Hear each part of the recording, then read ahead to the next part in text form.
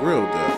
This is actually a bonus episode that I am actually motivated by the 20th year anniversary of September the 11th. It is kind of like in honor and in memory of that day, in honor of the people we lost, and especially the firemen up in New York. But it's mostly about the day, that day. Of course, that year or that day, I was working at the airport, which is kind of like the epicenter of what happened, or the nucleus of how this country was attacked. So, with airplanes, basically. So, I was working at the airport, and I had just gotten to work, so it was my day was beginning. But all of a sudden, the entire airport went quiet. Like, when I tell you quiet, you're usually hearing the plane engines. You're usually hearing the commotion or the motion outside on the taxiways. Because I worked in a secured area, of course, down in the gate areas where the office was that we worked out of.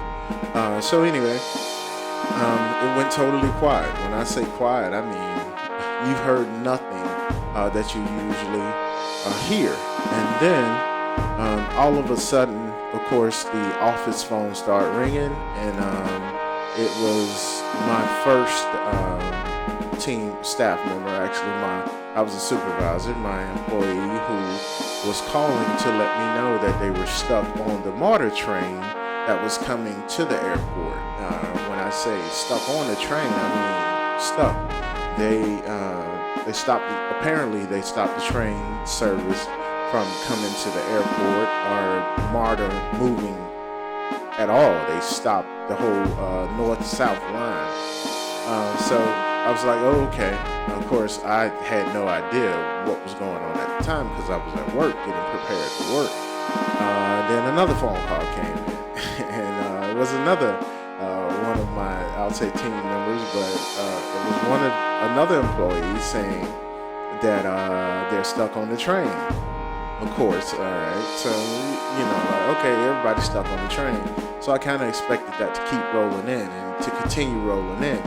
And then one employee that actually made it into work had to get a ride in, but she came in and she said, "Did you hear?" And I was like, "Hear what? What am I supposed to be hearing?" Of course, I'm getting prepared to work.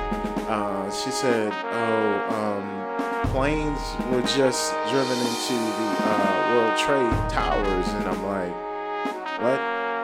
Like, come on. Anyway, what they had to do, because actually she came late, so I'm like, "That's why you're late?" That's in New York. Kind of dismissed it like that, but then, of course, her saying that kind of made everything that happened with the airport going quiet more. Well, it made sense then. So I left the office, went upstairs to one of the gates where there was a television, and there it was. Sure enough, they stopped everything when the first plane went into the first building, and on live TV we all witnessed the second plane, which you don't know how something like that is going to affect you while you're watching it. It's not something you can even. It wasn't something no one in America could even imagine seeing on live television. This attack. I mean, if you imagine that, and you're Steven Spielberg, someone who makes movies, but watching that on live television, it was horrible. I mean, you just have to say to yourself, at that time, like, this isn't happening. It's a movie. And I think that hope that it was a movie, or that it was a hoax, or someone had hacked the live video feed of televisions across America. The hope that was it was something you hoped, but as we came to find out, hope didn't help us. It was terrible. It was the truth. It was life. We were attacked. Of course, from the history of the World Trade Towers, that wasn't the first time it was attempted, but to see it done on live television and the effect it has on humans, I think that day was the day that there was no color in America. There was no black. There was no white. There was no race. If you were an American, you were affected. If you were a red-blooded human, you were affected. No matter what the motivation behind that incident, you were affected, and it changed our lives tremendously. Days following that terrorist attack in New York, the airport where I worked at was on lockdown. When I tell you lockdown, it was you don't go or come unless it's your shift. You don't go or come unless you have an ATL badge around your neck. There's no coming to visit no one. That was the beginning of everything that we're dealing with screening measures. I mean, I was on the ground when they start to change security measures at Atlanta Hartsfield Jackson Airport, which we know is at times, most times, the busiest airport in the world. And what we saw after humans chose to attack humans was humans began to fear humans.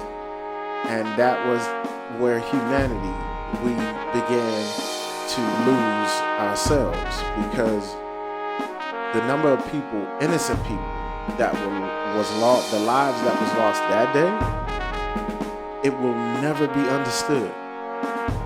I don't care, 20, 30 years from now, I'm gone, you're gone.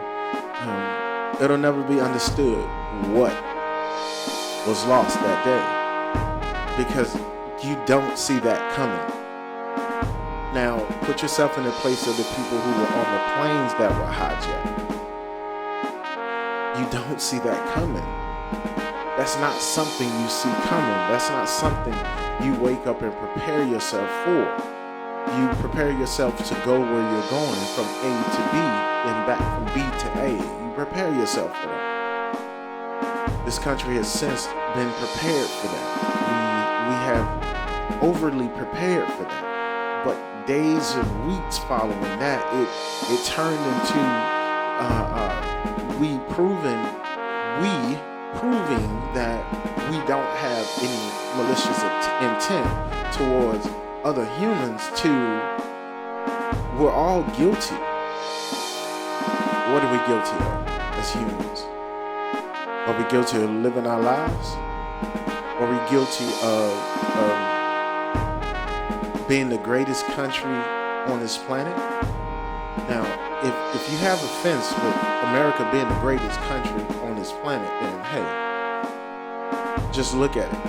It is a melting pot of humans, souls. People are dying to get here. They are risking everything to come to this country. So if you don't have a bit of patriotism in you for this day, September the 11th, then God help you. And I say God in the sense of the Pledge of Allegiance, God. I say God in the sense of that this country, in God we trust. I say God in the way that your faith, no matter what faith, that day It was challenged. It was changed.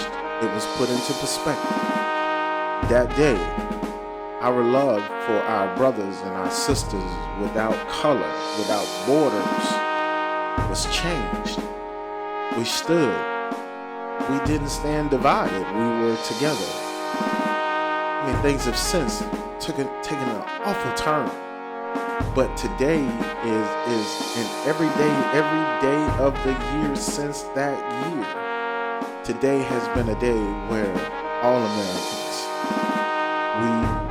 we weren't judged by the color of our skin, but by the content of our character. Dr. King, this is a day where his dream was actually reinvested in our souls. This day, if we could live every day remembering our losses and our gains as humans on September the 11th, if we could live each day thinking, I have to love my brother, I have to love my sister, white, black, no matter the race, I have to love them, because we all could lose each other. Because there's a force out there in human nature that wants to wipe us out. In human nature that wants humanity divided, dead. But that day wasn't that day. The weeks following wasn't that day. It's horrible that the years following is those days. But today is not. Today is about looking at the person next to you. If you pass a fireman, if you pass a police officer, you have to thank them, because what they stand for, what they represent, was on the front line of that situation. Those firemen climbed those stairs trying to save people and lost their lives. You think about your morning, you think about your day, and you think what you have to be up against. But those men and women walked into a burning building with a plane in it to save lives. Those were police officers.